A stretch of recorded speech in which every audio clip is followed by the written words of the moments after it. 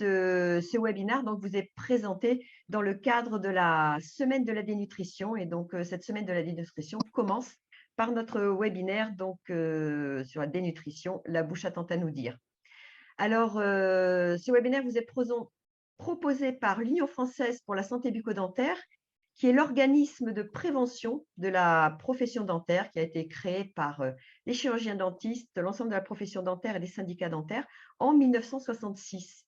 Donc, nous œuvrons depuis plus de 55 ans pour la prévention bucco-dentaire et voilà, pour faire en sorte que cette prévention bucco-dentaire soit portée le plus loin possible, le plus haut possible, pour que l'ensemble des personnes bien, restent en bonne santé, sachant que la santé bucco-dentaire est très liée à la santé générale. Mais écoutez, docteur Baranès, je vous laisse la parole. Donc, je vous ai présenté donc, docteur Baranès, secrétaire général du collectif de lutte contre la dénutrition. Et nous vous laissons donc introduire ce webinaire. Merci beaucoup déjà pour votre soutien toutes ces années de l'Union française pour la santé bucco-dentaire dans cette thématique qui est la dénutrition, qui est quelque chose qui intéresse, je pense, toute la population. La dénutrition, en effet, est une maladie insidieuse, silencieuse, qui arrive à toucher 2 millions de personnes en France, et en particulier des enfants, des adultes et des personnes âgées. Sa prévention et son dépistage, pour nous, sont l'affaire de tous. Quelques données très rapides, 4 à 10% des personnes âgées vivant à domicile sont atteintes de dénutrition. 25% des personnes âgées fragiles ou en perte d'autonomie à domicile sont atteintes. 30% des personnes hospitalisées. 40% des malades atteints du cancer. 30 à 40% des résidents en EHPAD et 10% des enfants hospitalisés. On voit par là que tout le monde est un petit peu concerné. Pour ne parler que du collectif, sachez que ce collectif a été installé à l'initiative du professeur Éric Fontaine, précisément en fin 2016. Et mon propos aujourd'hui, bien sûr, c'est de vous dire que l'amélioration de l'hygiène orale et de la santé bucco-dentaire reste un prérequis à une prévention de la dénutrition. En effet, si on parle santé, comment ne pas admettre une corrélation entre l'état de santé bucco-dentaire, l'alimentation et la santé générale? La bouche n'est-elle pas le premier carrefour du tube digestif? N'est-elle pas peut-être le carrefour de la vie? Et à l'après-vert, comme je disais la dernière fois, est-ce que la santé bucco-dentaire n'a pas un rôle clé dans tous ces aspects de la vie sociale, de l'estime de soi, de la mastication, de la respiration, de la digestion? Et est-ce que tout ça n'a pas un effet sur l'état nutritionnel? Est-ce que quand on a un état bucco-dentaire détérioré avec des douleurs, des gènes, des syndromes inflammatoires, des caries, des fractures, des prothèses inadaptées, on ne va pas à ce moment précis commencer à sélectionner une partie de ce qu'on pourra manger, de ce qu'on ne pourra pas manger? Enfin, est-ce que tout ça n'a pas des répercussions sur la guérison, sur l'espérance de vie, sur la mortalité?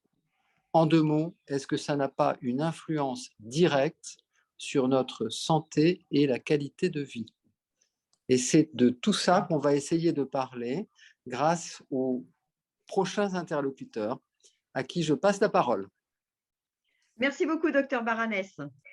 Alors, comme vous l'avez dit, la dénutrition concerne tous les âges de la vie.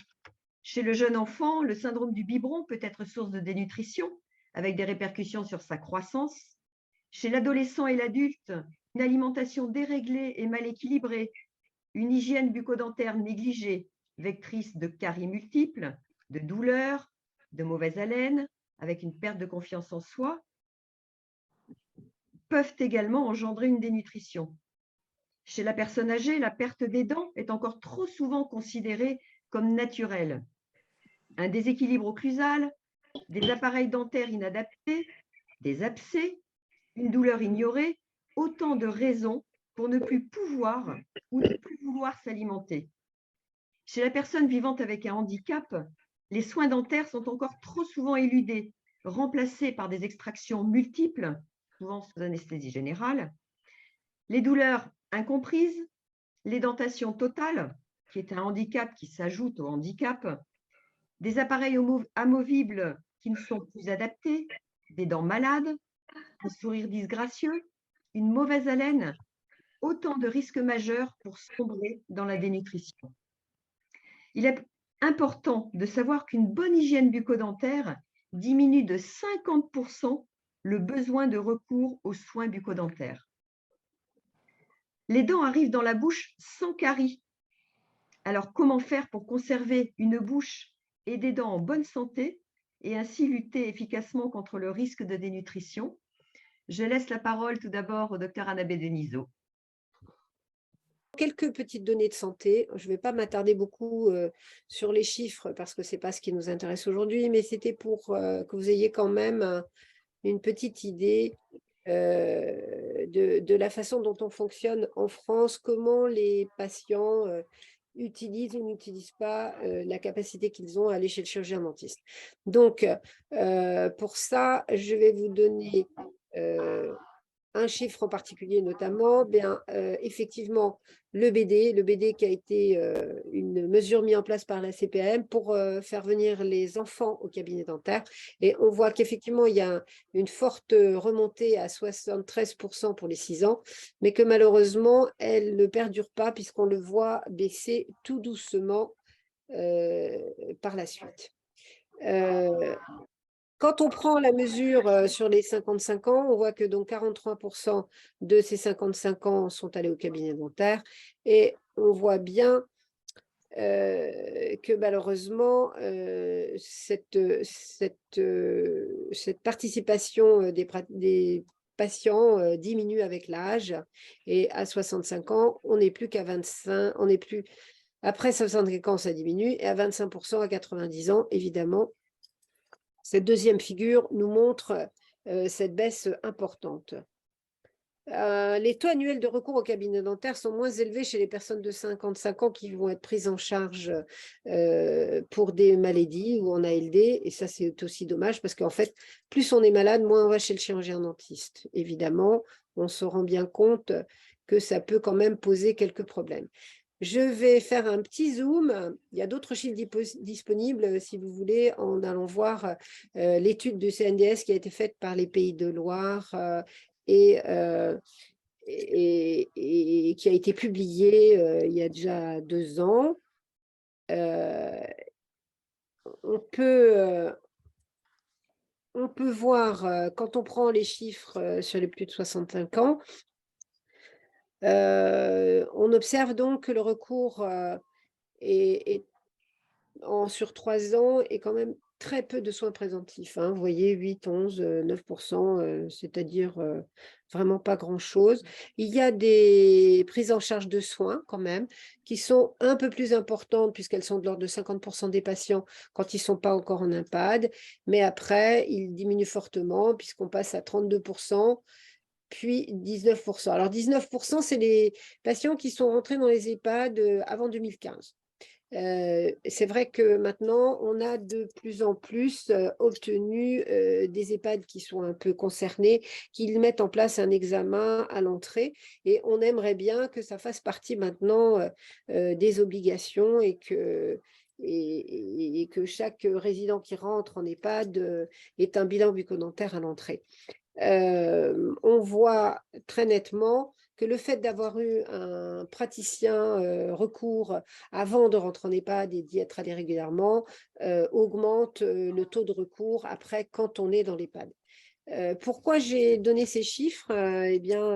C'est parce que on voit que dans la population, il y a encore beaucoup d'idées reçues, et notamment que quand on est vieux, il n'y a peut-être plus tellement besoin de s'occuper de ses dents.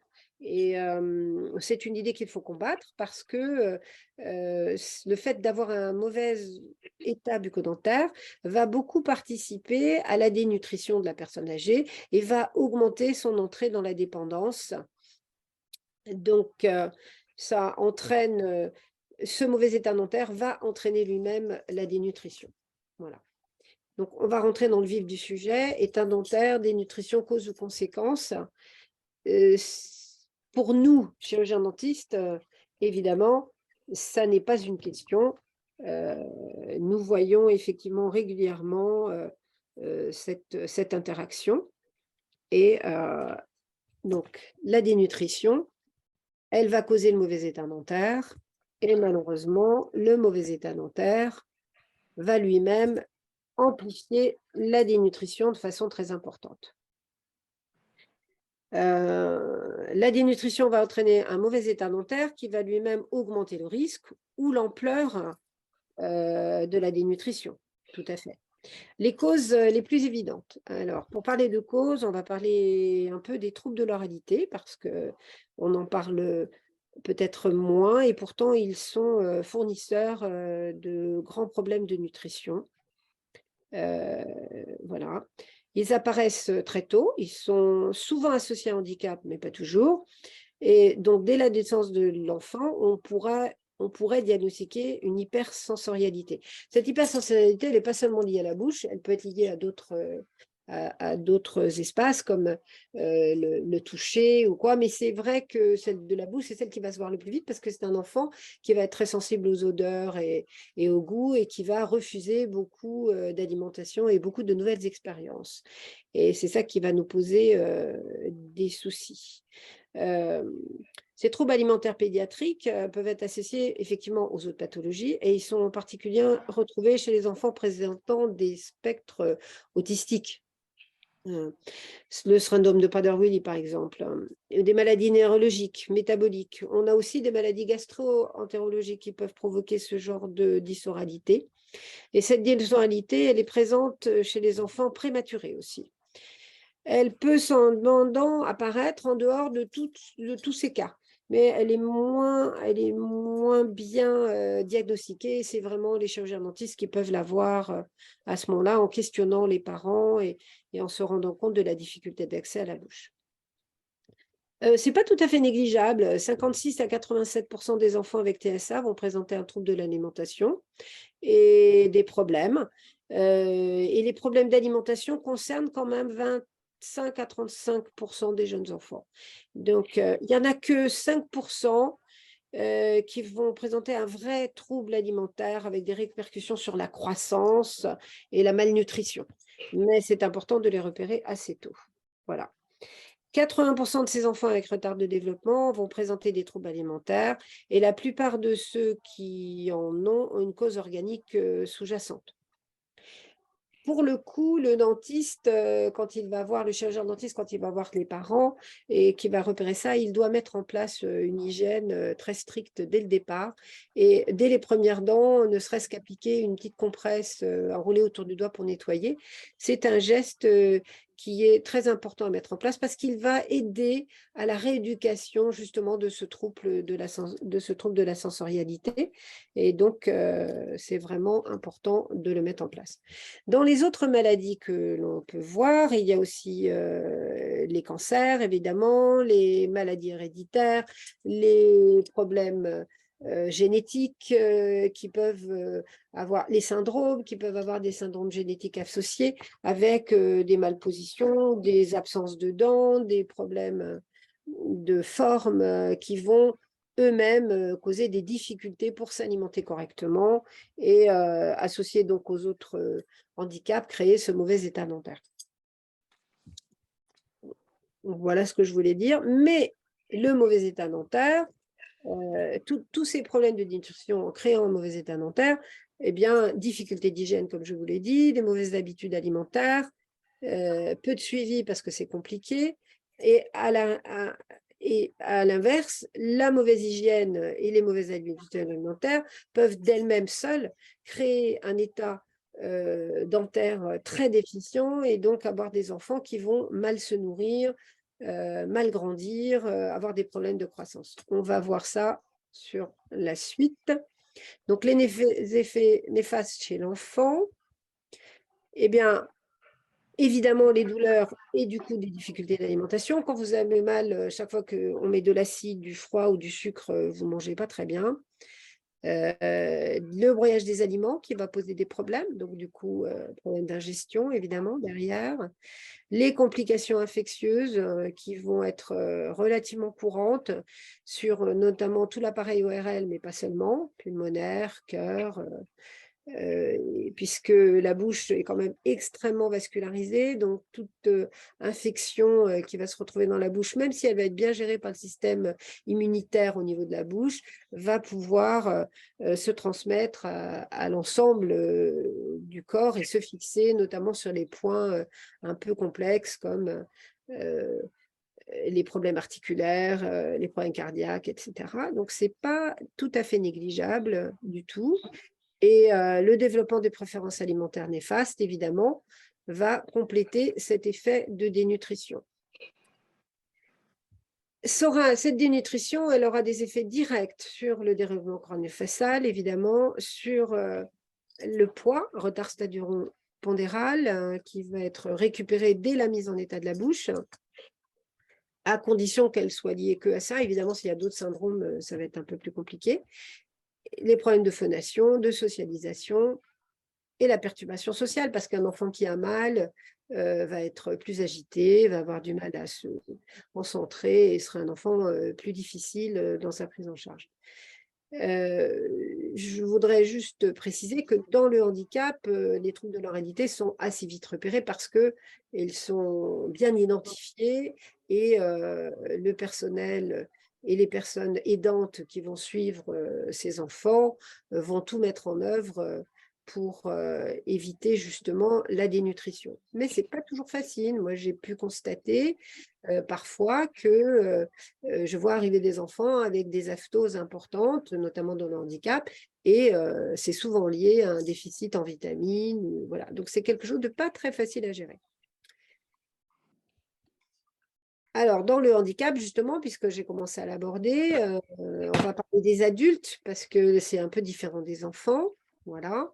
Donc, les caries, les problèmes parodontaux vont agir sur la santé générale de la personne et donc se diffuser un petit peu partout, on est d'accord. Il faut, dans les personnes handicapées, il y a les handicaps très visibles, moteurs et psychomoteurs, mais il y a aussi tous les patients qui sont atteints de troubles psychiatriques, effectivement, et puis les situations classiques. Ça, malheureusement, va entraîner sur ces patients un problème de prise en charge, parce qu'un patient, notamment psychiatrique ou un autiste, sont très difficiles à prendre en charge au cabinet. Donc, on va hésiter ou avoir du mal à les y accompagner, surtout pour les adultes. Et dans le trouble psychiatrique aussi, ce sont des personnes qui peuvent être à domicile, être parfaitement autonomes sur plein d'autres choses et avoir une difficulté à se prendre en charge pour arriver à faire soit l'hygiène et même aller chez le chirurgien dentiste. Donc là, on va avoir des délabrements importants qui peuvent se mettre en place et ça a forcément des effets bien plus importants puisque ce sont des patients qui vont être très difficiles à appareiller s'ils ont des pertes de dents ou difficiles de remplacer la perte.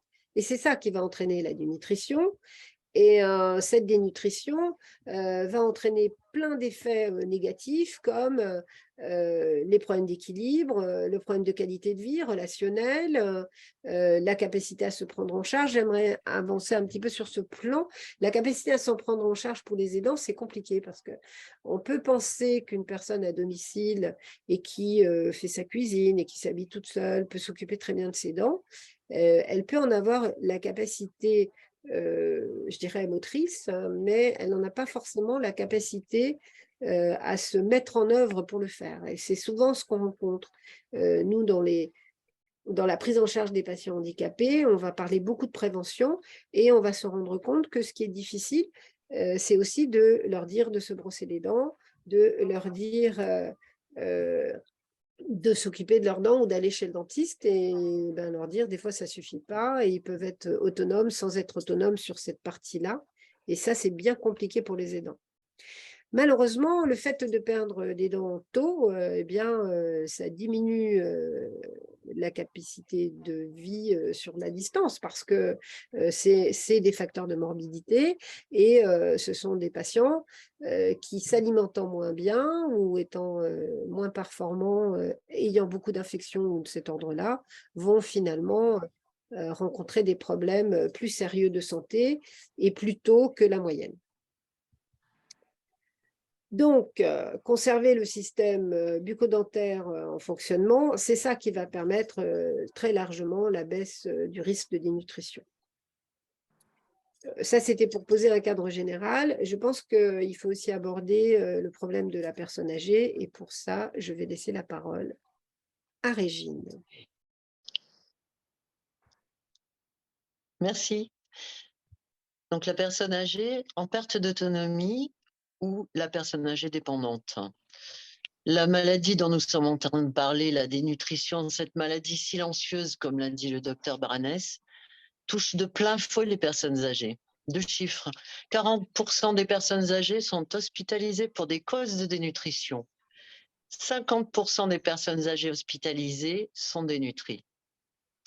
Se maintenir en bonne santé orale, c'est un des outils majeurs de prévention contre la dénutrition. En effet, parlons de confort oral de la personne âgée. C'est un confort capital pour maintenir chez nos aînés le plaisir de prendre un repas, le plaisir de communiquer avec les autres, le plaisir de sourire, le plaisir d'embrasser sa famille. Malheureusement, avoir une bonne santé orale n'est pas encore considéré comme une priorité absolue. Et l'analyse de l'état bucco-dentaire des personnes âgées dépendantes est plutôt catastrophique. Alors, deux arguments pour le prouver. Tout d'abord, le volet médical du dossier unique de demande d'admission en EHPAD ne comporte pas de volet bucco-dentaire. Donc, quand la personne rentre en EHPAD, les soignants n'ont aucune information relative à sa cavité buccale. A-t-elle une douleur? A-t-elle une gêne bucco-dentaire? Porte-t-elle des prothèses dentaires? Tout ça, c'est le grand mystère. L'état des lieux est pourtant parlant. 40% des personnes âgées en EHPAD ont besoin de soins de carie, 40% d'entre elles ont besoin au moins d'une extraction dentaire et 40% d'entre elles ont besoin de prothèses. De façon générale, le manque de formation en santé orale de l'ensemble des professionnels de santé est également une problématique. La hiérarchisation des maladies de la personne âgée dépendante lorsqu'elle rentre en EHPAD fait passer un peu aux oubliettes la prise en compte de la santé orale. Et puis enfin, et c'est le plus triste, je crois, la résignation des personnes âgées dépendantes en ce qui concerne la bouche est très révélatrice. Peu de plaintes, peu de demandes. Donc nous voyons ici la boucle de la dénutrition, puisque les difficultés masticatoires engendrées par les problèmes bucco-dentaires, c'est juste une question de logique, vont entraîner forcément une diminution de consommation des protéines, donc une fonte de la masse musculaire, en particulier au niveau des muscles de la mâchoire, avec une baisse de la force musculaire qui va accentuer les difficultés masticatoires. Et c'est parti pour la spirale de la dénutrition. Donc, quel que soit le cas de dénutrition, il est impératif d'éliminer en premier lieu un mauvais état bucco-dentaire du cadre étiologique de la dénutrition. Suivante, s'il te plaît. Donc, pour cela, il faut identifier d'abord une douleur éventuelle. Dans tous les cas de dénutrition, il est impératif de pratiquer un bilan bucco-dentaire et prothétique. Pourquoi ? Pour rechercher toutes les causes de douleurs buccales possibles, éventuellement responsables de la dénutrition de la personne. Alors, vous voyez ici des images qui sont faites un petit peu pour choquer, pour interpeller. Malheureusement, lorsque nous faisons les dépistages bucco-dentaires dans les établissements hébergeant des personnes âgées dépendantes, c'est ce que nous voyons au quotidien. Donc, une douleur au niveau de la cavité buccale peut avoir des origines diverses. La personne peut avoir des caries, une parodontite, des lésions, des blessures. elle est bien souvent en hypocalie, c'est-à-dire une baisse de la sécrétion salivaire. Elle peut avoir une candidose. Là, vous voyez un abcès dentaire, vous voyez un crochet d'un appareil dentaire amovible qui blesse la personne. Et enfin, vous voyez le cas de l'édentation totale avec des blessures, un appareil qui n'est plus du tout adapté, ce qui est extrêmement fréquent dans les établissements hébergeant des personnes âgées dépendantes, sachant que la personne dénutrie va maigrir et ces appareils ne seront plus du tout adaptés. Donc, la personne édentée totale est doublement handicapée, dirais-je. Elle est mutilée du visage, quel que soit son âge. Ce handicap qu'est l'édentation totale n'est pas reconnu en tant que tel. Pourtant, en France, 16% des personnes de plus de 60 ans sont édentées totales. Quand une douleur est identifiée au niveau de la cavité buccale, elle peut être tout ou partie responsable de la dénutrition de cette personne. Le soin bucco-dentaire doit alors être pris en charge dans les meilleurs délais, ce qui est souvent très problématique du fait de la difficulté de l'accès aux soins. Mais ce qu'il est très important de souligner, c'est que la réalisation des soins bucco-dentaires ne suffit absolument pas. Seul le traitement préventif, à savoir la prise en charge 2 fois par jour d'une toilette bucco-dento-prothétique personnalisée, permettra d'assurer la bonne santé et la fonctionnalité de la bouche. 70% des personnes âgées dépendantes vivant en EHPAD ou vivant à leur domicile sont incapables, comme vous l'a dit très clairement Anne il y a un instant, de réaliser seules les gestes d'hygiène bucco-dentaire. 50 d'entre elles ont de la plaque dentaire, 50% d'entre elles, 50% d'entre elles ont du tartre.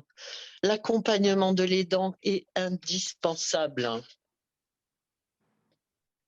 Pour accompagner la personne aidée dans la réalisation de la toilette bucco-dento-prothétique, l'aidant va devoir adapter son comportement et son action au degré de dépendance de la personne aidée. Pour cela, il va mettre en place un protocole d'hygiène personnalisé, c'est-à-dire le protocole d'hygiène le plus adapté à la cavité buccale de cette personne, mais aussi à son niveau de compréhension, mais aussi à ses aptitudes physiques.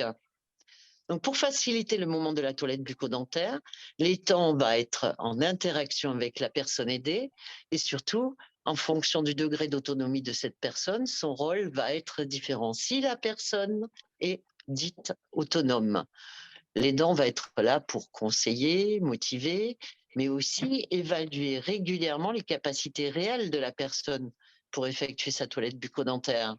L'aidant va arriver chez la personne. Si c'est un aidant naturel, bon, il aura, depuis le début, il sait que la personne ne sait pas bien brosser les dents, par exemple, et il va pouvoir la guider. Si c'est un aidant, si c'est un soignant qui vient au domicile, il faudra bien qu'il vérifie que la toilette bucco-dentaire a été réellement faite. Pour la personne en perte d'autonomie, l'aidant est présent pour conseiller, pour motiver, pour dynamiser, pour soutenir les efforts de cette personne et pour l'aider quand cela devient nécessaire. L'aidant prévient la perte d'autonomie jusque dans le geste quotidien de la toilette bucco-dentaire. Enfin, pour les personnes dépendantes, l'aidant prend en charge la toilette bucco-dentaire de la personne en vérifiant toujours que le geste n'est pas douloureux. Trop de personnes dites opposantes à la toilette bucco-dentaire sont des personnes qui souffrent, qui ont mal. Il faut toujours vérifier l'absence de douleur en introduisant des... Enfin, je vous donne une méthode que vous pouvez adopter si vous le souhaitez. Introduire délicatement un doigt ganté enduit de vaseline dans la bouche de la personne, en promenant le doigt dans sa bouche pour découvrir son paysage bucco-dentaire.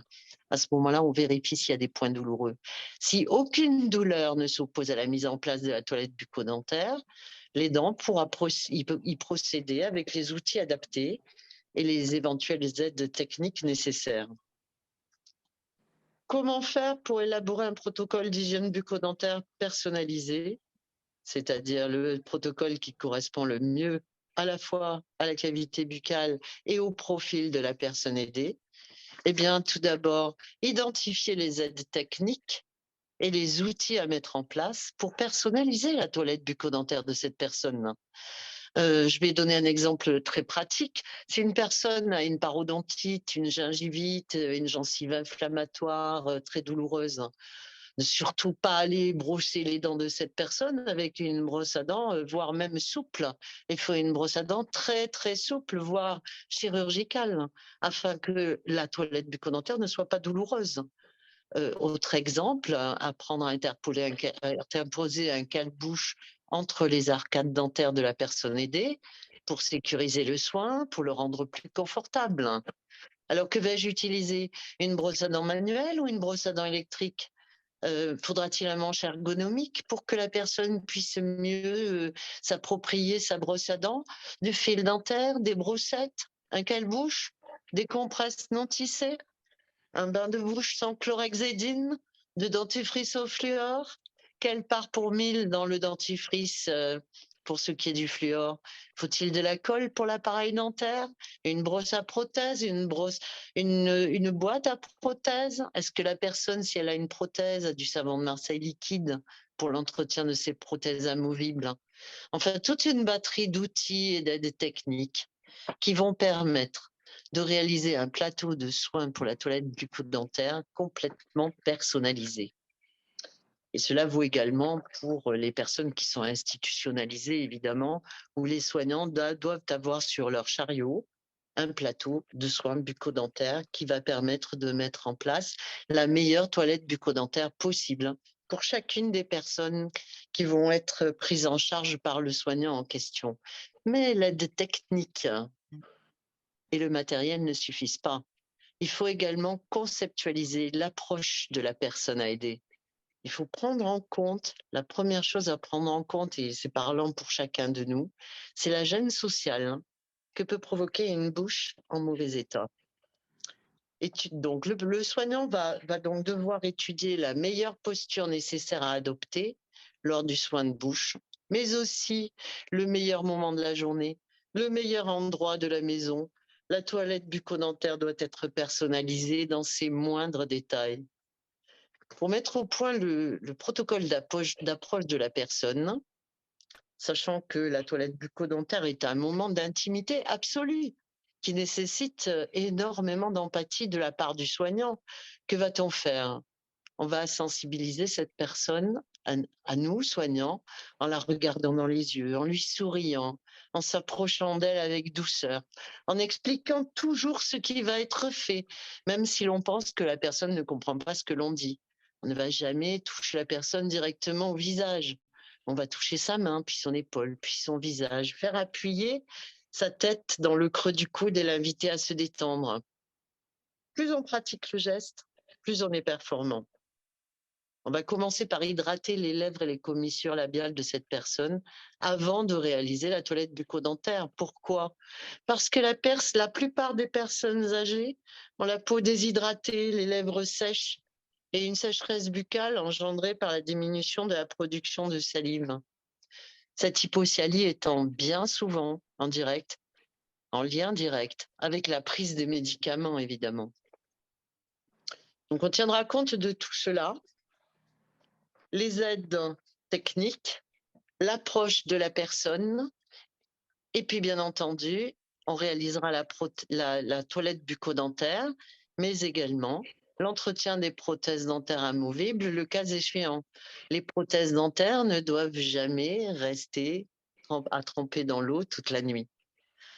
Autre chose à signaler à nos résidents ou nos usagers, qui sont des personnes âgées, parfois en perte d'autonomie aussi, c'est de faire graver leurs appareils amovibles à leurs initiales. Très utile en cas de séjour à l'hôpital, très utile en cas d'entrée en EHPAD. Ainsi, que dire de tout cela? Que la toilette bucco-dentaire personnalisée est un soin incontournable qui fait partie intégrante de la toilette de la personne aidée. Ne pas la réaliser, mal la réaliser, eh bien cela s'apparente à de la maltraitance. Nous ne sommes peut-être pas prêts à l'entendre et pourtant c'est le cas. Réaliser une toilette bucco-dentaire personnalisée, c'est une véritable recherche, point par point, de tous les éléments qui vont permettre de transformer un moment banal et considéré bien souvent comme désagréable en un moment de plaisir et de partage.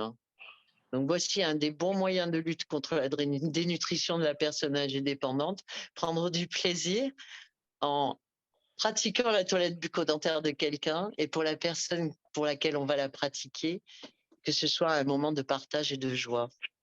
Donc, on va enchaîner peut-être sur les dents. Et je donne la parole à Anne Carlet pour cela. Donc, je vais vous parler un tout petit peu, donc conclure sur quelques informations et conseils concernant les aidants familiaux. Alors, le rôle des aidants familiaux et leur accompagnement au quotidien est bien évidemment essentiel. Chaque geste d'hygiène bucco-dentaire prodigué apporte, comme nous l'avons dit tout au cours de ce webinaire, apporte tout d'abord du bien-être. Ensuite, il permet de maintenir la santé orale et il permet donc de contribuer à lutter contre le risque de dénutrition.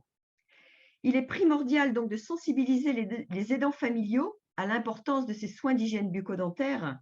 Réaliser une toilette bucco-dentaire n'est pas toujours évident. C'est pour ça qu'il ne faut pas hésiter à trouver appui et conseils auprès de professionnels de santé. Vous avez vos dentistes, les dentistes qui vous entourent, les médecins, les infirmières, les orthophonistes, qui sont des sources donc d'informations et de conseils. Il faut vraiment aller les voir. Se rapprocher d'eux, ne pas hésiter à poser les bonnes questions lorsque vous avez la possibilité de les voir. Ensuite, vous avez les associations qui sont là également pour accompagner, informer et conseiller. Ensuite, il ne faut pas hésiter à retrouver des informations et des conseils, aller les chercher auprès de sites associatifs ou professionnels qui sont reconnus. Alors, bien évidemment, je vais vous parler du site de l'Union française pour la santé bucco-dentaire. Depuis de nombreuses années, nous nous adressons au public, aux aidants, au grand public pour proposer donc des informations, des fiches conseils que vous pourrez retrouver donc sur le site de l'UFSBD, www.ufsbd.fr, ainsi que sur le nouveau site que nous avons créé pour le grand public, Ma Bouche, Ma Santé. N'hésitez pas donc à aller voir ce site et récupérer tout un tas d'informations. L'UFSBD a également co-conçu avec Coactis Santé un outil Santé BD.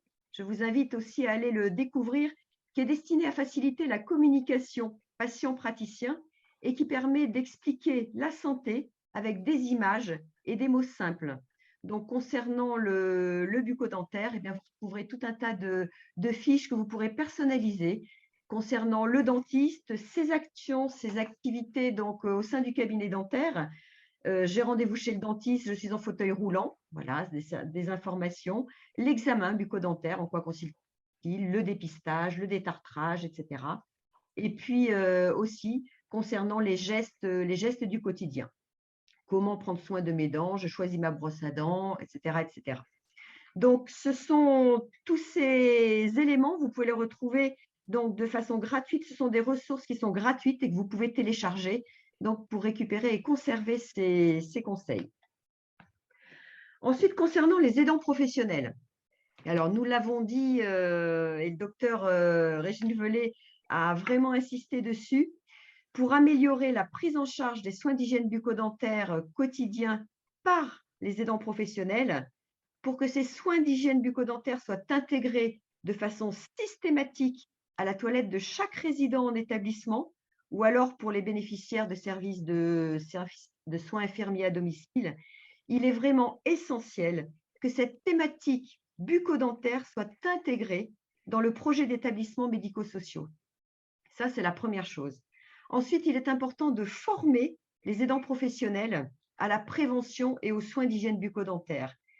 Il est important en effet que chacun puisse partager le même socle de connaissances. Ces formations permettent de mettre à jour ou d'acquérir des savoirs et des savoir-faire, ce qui est important. On l'a dit, pratiquer une toilette bucco-dentaire n'est pas forcément aisé, en particulier chez les personnes qui sont atteintes d'un handicap ou des personnes qui sont dépendantes et souvent opposantes. Eh bien, il y a des techniques à apprendre et comme le disait le docteur Velay, en plus, plus on pratique les gestes, plus on sera à l'aise avec ces gestes.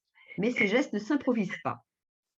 Ensuite, il est important pour les établissements d'avoir des référents bucco-dentaires. Au-delà de la formation des professionnels intervenant en établissement, le fait d'avoir des référents bucco-dentaires dans chaque établissement va permettre d'initier et de pérenniser les bonnes pratiques en faveur donc de la santé orale. Et puis enfin, comme le disait le docteur Velay, je le répète, je le rappelle, voilà, il est important qu'un bilan bucco-dentaire soit demandé systématiquement à l'entrée d'un établissement, à l'entrée d'un résident en établissement, ou alors lors d'une nouvelle prise en charge d'un patient à domicile. Important de faire le point sur son état de santé bucco-dentaire pour éventuellement mettre en œuvre une prise en charge au cabinet dentaire pour réhabiliter la cavité bucco-dentaire, pour que cette personne ne reste pas avec des douleurs qui sont ignorées, ne reste pas avec des dents cassées, ne reste pas avec un coefficient masticatoire qui ne lui permettra pas de pouvoir s'alimenter correctement. Alors, je vais terminer sur les recommandations donc, de l'UFSBD pour maintenir une bonne santé bucco-dentaire. Alors, nous l'avons vu, la dénutrition est un véritable enjeu de santé publique et la prise en charge de cette dénutrition et des problèmes bucco-dentaires doit être globale. Elle doit impliquer une collaboration étroite entre tous les acteurs concernés, que ce soit les familles, les aidants familiaux, les aidants professionnels, les dentistes, les médecins, les nutritionnistes, les orthophonistes, etc. Plus nous travaillerons en collaboration, plus nous aurons de chances de lutter effectivement contre tous les problèmes, que ce soit les problèmes bucco-dentaires et tous les problèmes associés de santé générale, de dénutrition. Afin de garder une bouche saine, donc l'UFSBD recommande de réaliser dès le plus jeune âge des gestes d'hygiène bucco-dentaire 2 fois par jour minimum, matin et soir, selon des protocoles adaptés, comme nous l'avons dit, adaptés aux spécificités de chaque personne, avec du matériel également adapté et l'utilisation d'un dentifrice fluoré. Ensuite, d'avoir une hygiène alimentaire, à savoir 3 ou 4 repas par jour, en évitant le grignotage entre les repas et en privilégiant l'eau comme boisson du quotidien. Enfin, d'effectuer au moins une visite de contrôle par an chez le dentiste, et ce, dès l'âge de 1 an. Ça permettra effectivement de diagnostiquer, d'évaluer les problèmes, d'apporter des informations aux parents. Et puis ces visites de contrôle, eh bien, 1 fois par an, à tous les âges de la vie. Donc, dès le premier âge et jusqu'à la fin, tant que nous pouvons nous déplacer. Alors, je vous parlais de dentifrice fluoré. On va passer sur la diapo suivante sur un petit mot sur les recommandations en fluor des dentifrices. Alors, le dentifrice fluoré est reconnu aujourd'hui comme la principale mesure de prévention des caries. L'OMS a classé d'ailleurs les dentifrices fluorés dans la liste des médicaments essentiels. Alors, pour une action efficace, le dentifrice doit contenir au minimum 1000 ppm de fluor. Alors, ppm, c'est partie par million, c'est l'unité de mesure donc de la quantité de fluor dans les dentifrices. En dessous de 1000 ppm de fluor, son efficacité n'est pas prouvée. Alors, les recommandations françaises en matière de dosage des dentifrices sont obsolètes et doivent être revues. C'est pourquoi je vous invite à regarder, pour tous ceux qui ont des enfants, à regarder sur les tubes de dentifrice pour les enfants, puisque les teneurs en fluor chez les 3-6 ans, par exemple, sont en dessous généralement de 1000 ppm de fluor. Donc voilà, les 1000 ppm de fluor, c'est vraiment le minimum important à avoir donc pour un brossage efficace et une prévention donc efficace des caries. Alors ce tableau qui vous a été présenté donc sur le fluor, vous pouvez le retrouver donc dans nos fiches conseils sur le site de l'UFSBD ou sur le site Ma Bouche Ma Santé. Alors je vous remercie donc d'avoir écouté ce webinaire. Maintenant, nous avons certainement des questions qui ont été posées. Donc, Alexandre. Oui, merci Anne. Alors, on a eu quelques questions, mais je pense que tu nous as déjà bien aidés. On a eu des questions notamment sur le fluor et à partir de quel âge peut-on brosser les dents de l'enfant et lui donner, et au niveau du dentifrice, s'il doit cracher ou pas. Donc ça, on y a répondu. On a eu des petites questions aussi sur l'étude qui a été mise en avant. Donc, je vous ai repartagé le lien dans le chat. Vous y avez accès. Après, on a eu, parce que j'ai répondu beaucoup en direct, on nous demandait aussi comment encourager le suivi des patients pour les patients suivis en EHPAD. Donc, ça, c'était le personnel qui est en première ligne. Et puis après, c'est aller chez le chirurgien dentiste de manière régulière. On nous demandait aussi s'il y avait une obligation pour les infirmiers ou les aides pour le protocole d'hygiène. Donc ça, je ne sais pas si Régine, tu voulais répondre en direct ou pas. Oui, tu peux me préciser la question, s'il te plaît? Oui, alors c'était si une infirmière ou est-ce que les aides ont l'obligation de faire un protocole d'hygiène personnalisé, comme tu l'as décrit tout à l'heure, si la personne est dépendante. Bien sûr. Quand la personne est dépendante, comme dans tous les autres cas d'ailleurs, la mise en place d'un protocole d'hygiène personnalisé favorise et facilite surtout la mise en place de la toilette bucco-dentaire. C'est là où il faut vraiment être clair. C'est qu'il ne s'agit pas de rajouter quelque chose. Il s'agit au contraire de prendre des habitudes qui vont faire que la personne sera plus facile à aborder lors de la toilette bucco-dentaire et que ce qu'on va utiliser et mettre en place sera parfaitement adapté à cette personne-là. Donc, l'idéal pour cela, c'est effectivement de mettre en place un protocole d'hygiène bucco-dentaire personnalisé. Mais par contre, il n'y a pas d'exigence légale, si vous voulez. Ça devrait faire partie du soin. C'est des choses qu'on est en train de discuter. Là, c'est peut-être M. Baranès qui pourra mieux répondre. Mais actuellement, ce n'est pas une obligation, c'est une évidence, je dirais. Si vous n'avez pas de protocole, le fait de changer de personne, le fait d'avoir un autre aidant qui passe, le fait rend finalement le travail beaucoup plus complexe et beaucoup plus compliqué. Alors, je me permets juste une réflexion, puisqu'en fait, tout à l'heure, j'aborderai quelles ont été les propositions du collectif auprès du ministère. Et je rejoins bien sûr ce qui vient d'être dit. L'idée du référent bucco-dentaire dans un établissement permet d'initialiser la pédagogie et l'approche. Maintenant, ça permet une rémanence aussi du message de santé qui est l'hygiène orale et la santé orale. Mais il est évident que immédiatement, au moment où on se parle, il n'y a pas d'obligation.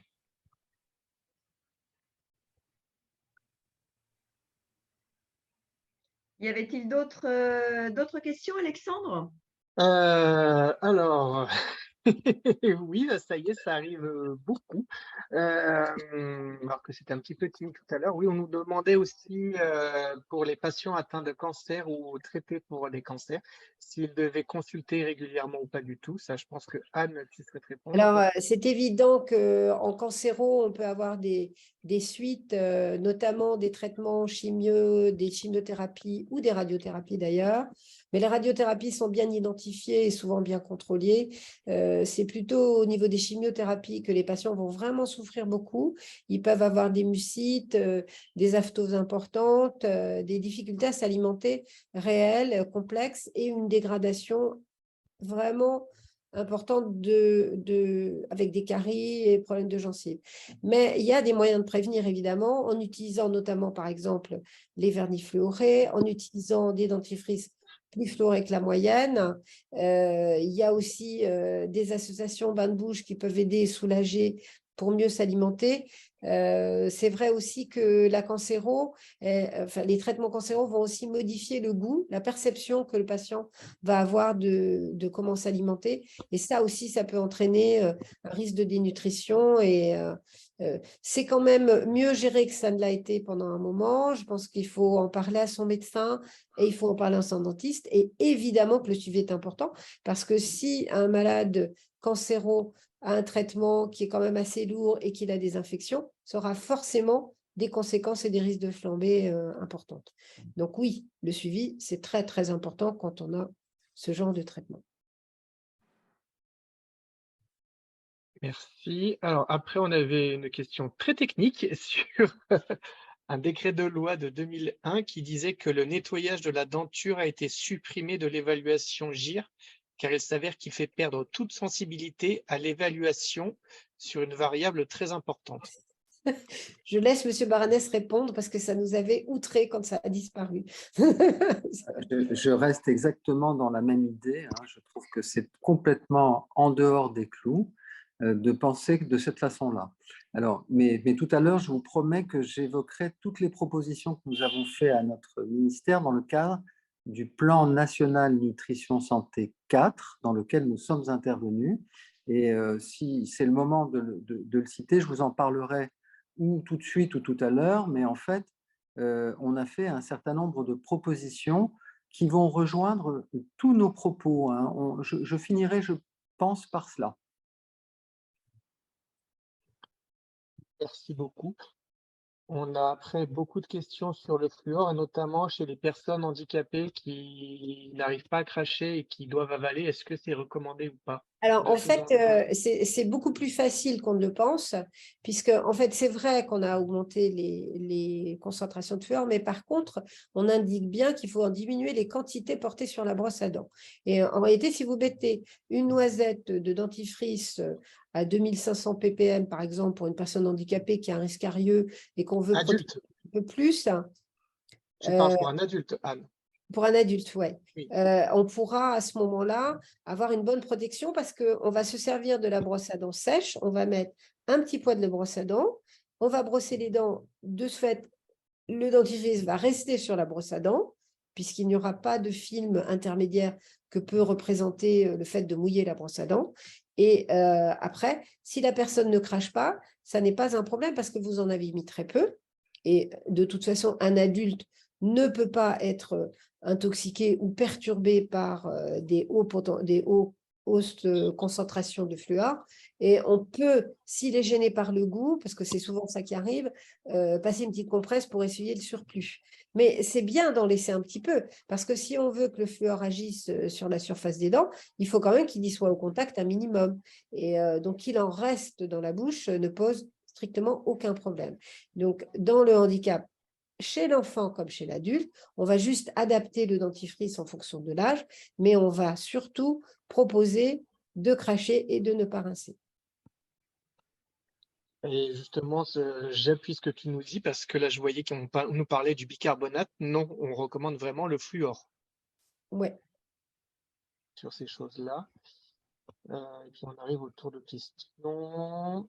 N'oubliez pas que chez l'enfant, pendant la croissance, l'application de vernis fluoré pour tous ceux qui ont des risques un peu plus importants que la norme offre de très, très bons résultats aussi. Et cette application de fluor au quotidien va donner de très bons résultats. Le suivi, la possibilité de sceller les sillons de certaines dents va permettre vraiment d'amener des enfants avec une bouche saine, propre, complète à l'âge adulte. Donc, c'est très important et d'autant plus dans le handicap, évidemment. Et je répète, le fait de mettre l'hygiène en place, c'est aussi un moyen, si on le fait très tôt, de permettre à ces personnes de continuer à pratiquer l'hygiène très longtemps. J'ai l'expérience d'un centre d'autistes où on a commencé des actions. Et au début, on brossait les dents à personne et c'était très, très perturbant pour le personnel de se dire qu'il fallait introduire quelque chose dans la bouche des enfants. Et on a finalement réussi à mettre des protocoles en place qu'on a adaptés à chaque personne. Et c'est ça, à chaque enfant. Et actuellement, ils brossent les dents à tout le monde. Alors, avec des protocoles adaptés, bien sûr. Il y a celui à qui on va passer que la compresse, parce que vraiment, ce n'est pas possible autrement. Et il y a celui qu'on va aider, et il y a celui qu'on va juste accompagner et lui dire d'aller se brosser les dents, parce que quand tu lui dis, il le fait. Mais c'est ça, les protocoles, c'est l'adaptation. On aura encore 2 questions, puis après, je pense qu'on aura fait le tour. On avait une question, ça je pense qu'il va être très vite balayé, entre la relation entre le fluor et le quotient intellectuel. Je ne sais pas qui veut en parler. On n'a plus personne. Bon, sinon, Alors, oui. Oui, là, de toute façon, je vous invite à aller sur notre site et à regarder effectivement toutes les fake news. Nous avons fait un colloque sur le fluor et il y a effectivement toutes ces fausses idées qui sont véhiculées. Le fluor n'a jamais rendu idiot. Donc, voilà, il n'y a aucun souci à à utiliser du fluor et le fluor qui est dans les dentifrices, à le garder dans la bouche, à cracher en gardant une toute petite quantité au contact des dents, ça ne fait aucun mal. Au contraire, ça fait du bien. Donc, ça fait du bien à vos dents et ça ne fait ça n'a aucune incidence sur votre santé générale, bien au contraire, puisque ça vous protège les dents. Et donc, voilà. Il y a une autre, alors parce que des fois, souvent on cite des preuves scientifiques, les études qui sont citées sont bidons. Donc, ne cherchez pas trop à y aller. Les études sont complètement biaisées et ne veulent rien dire. Donc, ceux qui avancent les preuves scientifiques sur ça, ça ne tient pas debout. Et nous avons aussi sur notre page YouTube pas mal de choses sur ça pour aider à combattre ces fameuses idées. Et dernière question, puis je pense qu'on pourra clôturer ce webinaire. Il y a M. Baranès qui Oui, veut tout à fait, avec pardon, oui. l'intervention de Dr. qui doit Baranès. conclure. Oui, oui. Et c'était sur la chimiothérapie. Tu peux préciser la question? Est-ce qu'il y a des références sur les soins de bouche lors de chimiothérapie? Alors, c'est assez compliqué parce que chaque centre de cancéro a des fois sa petite recette, mais il n'y a pas de protocole bien établi, clair, parce qu'en réalité, c'est des patients qui souffrent. Hein, donc, c'est vrai que il y en a qui vont dire il faut utiliser le coca parce que les bulles, ça fait moins mal. C'est vrai, mais l'acidité va créer un risque carieux. Il faut pratiquer l'hygiène. Il y a des bains de bouche on n'a pas utilisé des bains de bouche à l'alcool, on va utiliser des bains de bouche évidemment sans alcool, hein, et on va être très, très vigilant sur l'état dentaire, en fait. Donc, avant de commencer une chimiothérapie, on va chez le dentiste et on vérifie qu'on n'a pas de foyer infectieux qui traîne, que tout est en place, que tout est bien, et ça, c'est très important. Voilà. Merci beaucoup, Dr. Annabelle Denisot. Merci, Dr. Régine Velay. Je vais laisser la parole au Dr. Baranès qui a encore un certain nombre d'informations à nous faire passer concernant effectivement votre action du collectif de lutte contre la dénutrition. Alors tout d'abord, merci à tout ce que j'ai entendu, combien ça conforte les éléments de notre action et combien je remercie l'Union française pour la santé bucco-dentaire de me laisser ces éléments de conclusion. En 2 mots, une bonne santé bucco-dentaire reste toujours un prérequis pour se nourrir correctement, mais pour garder le plaisir de manger. Et le collectif de lutte contre la dénutrition a inscrit dans le plan national Nutrition Santé 4 un certain nombre de demandes que je voulais vous relater. La première demande, c'est un bilan, et ça va vous plaire à tous, un bilan de santé orale doit être mis en place à l'âge de la retraite et doit être répété à l'admission dans les EHPAD. Ce bilan doit être gratuit et les justes soins à minima indispensables à une mastication efficace et non douloureuse doivent être remboursés intégralement. Deuxième demande, les aidants familiaux et professionnels des personnes âgées, handicapées ou vulnérables doivent faire l'objet de campagnes d'information quant à l'importance d'une bonne hygiène bucco-dentaire. Enfin, la troisième et dernière demande, un bilan de santé bucco-dentaire doit être inclus dans le bilan de préadmission, on en parlait tout à l'heure ensemble, dans un établissement, qu'il s'agisse d'EHPAD, maisons d'accueil spécialisées, foyers d'accueil médicalisés, etc. Pour être certain que l'hygiène soit conforme aux recommandations et aux bonnes pratiques, il faudra mettre en place des formations avec l'application de référentiels, de protocoles et l'évaluation de leur mise en place. Et ce qui me donne le mot de la fin sur l'avenir, et qui est un avenir plutôt agréable, c'est de savoir que cette année, en 2022, le collectif a réuni 2000 partenaires, dont l'Union française pour la santé bucco-dentaire, a réussi à mettre en place 15 000 actions et mobiliser 90 têtes de réseau dans toute la France. Vous voyez qu'on a de quoi se réjouir et j'espère surtout que ces éléments qui ont été abordés vont permettre de tourner les talons à tout ce qui aurait pu être négatif et d'aller vers le prendre soin. J'en ai terminé. Alors, merci à tous. Merci au docteur Baranès, merci au docteur Annabelle Guizot. S'il vous plaît, je pense que la conférence devrait être rediffusée, je crois, docteur Baranès, sur le site Tout à fait. de… Tout à fait. Elle va être rediffusée sur le site du collectif en boucle. Alors, le site, c'est Collectif de lutte contre la dénutrition. Et cette conférence va être rediffusée en boucle sur notre site et avec grand plaisir. Et après, elle sera sans doute disponible aussi sur la chaîne YouTube de l'UFSBD. Voilà. Bien sûr. Merci à tous. Merci à tous pour votre engagement et pour tout ce que vous faites. Merci et merci à tous les participants donc, qui ont suivi ce webinaire en espérant que nous vous avons apporté voilà, des réponses à vos questions et puis des outils voilà, pour vous permettre de continuer à vous informer et à aller chercher des compléments d'informations, des compléments de réponses à vos questions. Merci à tous À très bientôt à tous. et à bientôt. Au revoir.